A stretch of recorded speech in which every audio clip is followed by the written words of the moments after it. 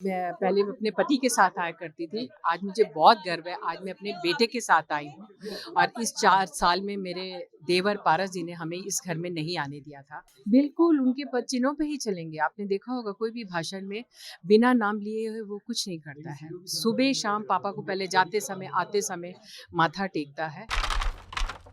चिराग पासवान ने आज एक और लड़ाई की जीत का परचम लहराया है। चिराग पासवान अपने चाचा पशुपति पारस से अपने पुराने पार्टी कार्यालय की लड़ाई लड़ रहे थे, उस पर कब्जा करने का, वर्चस्व जमाने का लड़ाई चल रहा था। ऐसे में चिराग पासवान को अब वो पुराना कार्यालय अलॉट कर दिया गया है। भवन निर्माण विभाग ने कुछ समय पहले ही उनके चाचा पशुपति पारस से इस कार्यालय को खाली करवाया और जब आज इस कार्यालय पर कब्जा मिला है तो चिराग पासवान ने आज गृह प्रवेश किया है अपने नए कार्यालय का। इस दरमियान उनके साथ पार्टी के वर्कर्स और वर्कर्स के साथ साथ उनके परिवार के करीबी लोग भी मौजूद थे। उन्हीं में उनकी मां भी मौजूद थी। मां जब माल्यार्पण करने के लिए अपने पति यानी कि रामविलास पासवान के तस्वीरों पर पहुंची तो वहां पहुंचने के बाद भावुक हो गई और इसके बाद चिराग पासवान ने मां को सांत्वना दिया है। इन सब के बाद चिराग पासवान की मां यानी कि रीना पासवान ने बयान जारी कर पशुपति पारस के ऊपर हमला बोला। उन्होंने पशुपति पारस के ऊपर आरोप लगाया कि हमारे देवर ने हमें इस कार्यालय में घुसने नहीं दिया। तो वहीं चिराग पासवान की प्रशंसा करते हुए नजर आई। वो कह रहे थे कि आज हमारे बेटे ने इस कार्यालय में मेरा प्रवेश कराया है, जिससे मैं काफी खुश हूं। पूरे मामले पर क्या है बयान रीना पासवान का, सुनिए। बहुत खुश हूँ और मैं वही कहना चाहती हूँ कि आज मैं पहले अपने पति के साथ आया करती थी, आज मुझे बहुत गर्व है, आज मैं अपने बेटे के साथ आई हूँ और इस 4 साल में मेरे देवर पारस जी ने हमें इस घर में नहीं आने दिया था।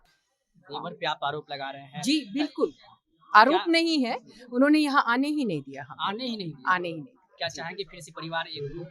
हम तो चाहते ही हैं, हम तो कभी चाहे ही नहीं कि परिवार अलग हो, उन्होंने ही परिवार को तोड़ा है, उन्होंने जिस तरीके से चिराग पासवान जी लगातार काम कर रहे हैं, 100% स्ट्राइक रेट पार्टी का आ रहा है, जी। कितनी खुशी हो रही है? बहुत खुशी होती है, बहुत मेहनत करता है, ये उसकी मेहनत है, कुछ ऐसा नहीं है, दिन-रात मेहनत करता है, सो नहीं पाता है, खा नहीं पाता है, केवल बस उसको है कि मेहनत और उसको कर दिखाना है।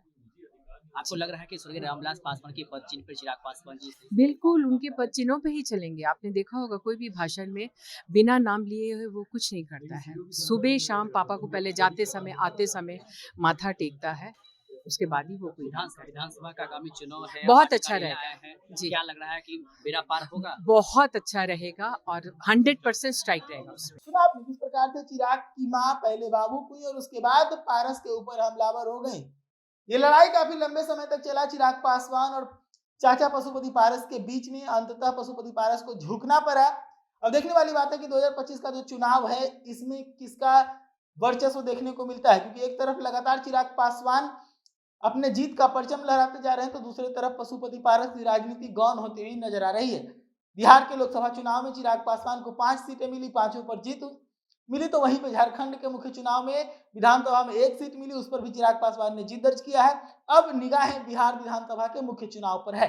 देखने वाली बात है कि एक तरफ जो चिराग पासवान परचम लहरा रहे हैं, दूसरी तरफ जो वर्चस्व खोते हुए पशुपति पारस हैं, क्या एनडीए में संतुलन बना पाते हैं या फिर इस बार पारस के जो नेता हैं उनके जो बयानात आ रहे हैं जो ये बताने का प्रयास कर रहे हैं कि पारस अब एनडीए से अलग होने वाले हैं। दोनों में क्या होता है आगे चलकर सब कुछ साफ होगा। तब तक के लिए जुड़े रहिए दैनिक न्यूज के साथ।